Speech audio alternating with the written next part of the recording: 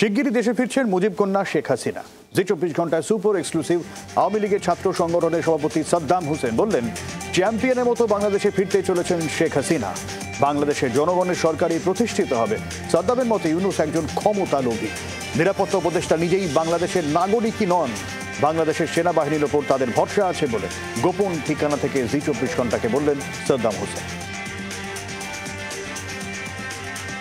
নজরে 26 নির্বাচন। এবার দক্ষিণ থেকেও বাংলা দখলের ডাক কেন্দ্রীয় স্বরাষ্ট্রমন্ত্রী অমিত শাহ। 26-এ তামিলনাড়ুর সঙ্গে রাজ্যেও সরকার গড়বে বিজেপি।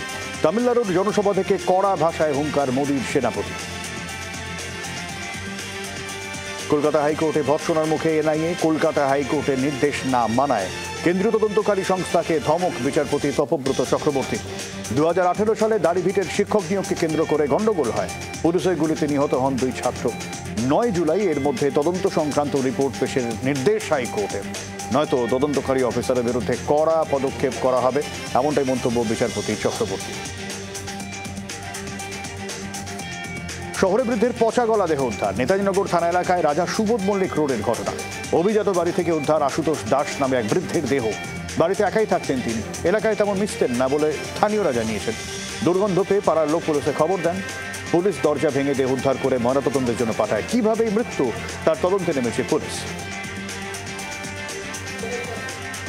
নিউটাউনে বিএসএফ জওয়ানের ঝুলন্ত দেহ উদ্ধার। নিহত জওয়ানের নাম সূর্যকান্ত দাস, ওড়িশার বাসিন্দা। ইকোপার্ক থানা এলাকায় 1 মাস আগে ভাড়ায় আসেন তিনি। হোয়াটসঅ্যাপে পরিবারের সদস্যদের সুইসাইড নোট পাঠান বলে পুলিশ সূত্রে খবর। সকালে পরিবারের সদস্যরা এসে ঝুলন্ত অবস্থায় দেহ দেখতে পান। ঘটনাস্থলে আসে ইকোপার্ক থানার পুলিশ ও বিএসএফ আধিকারিকরা। সুইসাইড নোটে মানসিক চাপের কথা উল্লেখ, পুলিশ সূত্রে খবর। চা বাগান থেকে এক যুবতীর রক্তাক্ত দেহ উদ্ধার। ঘটনায় চাঞ্চল্য উত্তর দিনাজপুরের চোপড়ায়। তাকে খুন করা হয়েছে বলে অভিযোগ পরিবারের। ঘটনায় দোষীদের শাস্তির দাবিতে রাস্তায় টায়ার জ্বালে বিক্ষোভ এলাকাবাসী। স্থানীয় সূত্রে খবর, রবিবার বিকেলে আচমকাই নিখোঁজ হয়ে যান ওই যুবতী। ঘটনার সন্দেহের তীব্র তার প্রেমিক ও তার পরিবারের দিকে চোপড়া থানায় লিখিত অভিযোগ দায়ের করেছে মৃতার পরিবার। প্রধাননগর থানার দেবীডাঙ্গা বাজারে গুলি, আগ্নেয়াস্ত্র, ম্যাগাজিন ও গুলি সহ একজনকে গ্রেফতার করা হয়েছে। এলাকাবাসীদের কাছ থেকে খবর পেয়ে ঘটনাস্থলে পৌঁছায় প্রধাননগর থানার পুলিশ, যান থানার আইসিও। পুলিশ সূত্রে খবর, মাদক কারবারিদের সঙ্গে স্থানীয় বাসিন্দাদের অশান্তির জেরেই গুলি চলে। স্থানীয় বাসিন্দারাই ওই দুষ্কৃতীকে আটকে রাখে। ঘটনাস্থলে পুলিশ পৌঁছে তাকে হেফাজতে নেয়। ধৃতের নাম দীপক কামতি ওরফে দীপু। বাকি দুষ্কৃতীরা পালিয়ে যায়। বহুতলের অগ্নি নির্বাপন ব্যবস্থা খতিয়ে দেখতে তৎপর প্রশাসন। রাজ্য সরকারের নির্দেশিকার পর পুরুলিয়ার বেসরকারি হাসপাতালগুলিতে অভিযানে নামল দমকল বিভাগ।